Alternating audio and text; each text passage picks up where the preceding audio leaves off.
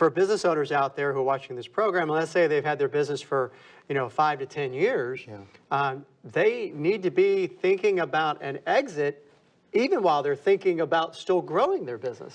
Most definitely. As a matter of fact, the way that you grow that business and the mindset that you have by doing it, it works best when you have the end in mind. Because all the things that are going to make the business worth more money are also going to increase your chances for the opportunity of a successful exit. Okay.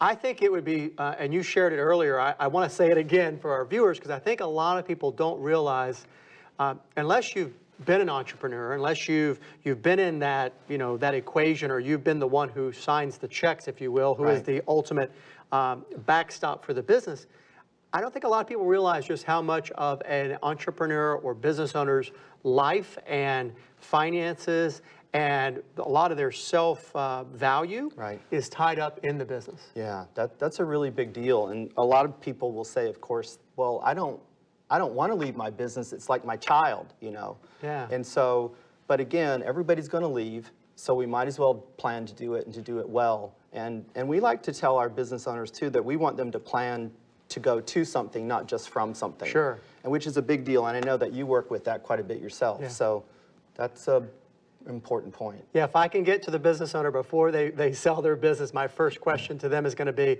let's look at what outcomes you want to achieve, how much are we going to need to extract from the business, how are you planning on structuring the arrangement, all of those things that I know you work with every day are going to be so important so that they know where they're headed after they've made the sale. Right, so one of the things that we like on the mindset side of things has to do with starting to look at your business through the eyes of a buyer. Too often business owners look at their business as though they are the customer, or even from their own perspective. Sure. But when a third-party buyer is going to come in and purchase your company, they're going to look at that company in ways which you haven't considered. And so you might as well get ahead of that, because as we like to say, capital is a coward. And because capital is a coward, that means you need to start structuring your company in such a way that it's worth more money, the opportunity of growth is greater, but the risk to the investor is less. I see. Does that play into the part about how a business owner needs to separate their function from owning the business and the role they take in the business? Yeah, in the long run, we like our business owners to get to the point where they're working on the business more than in it.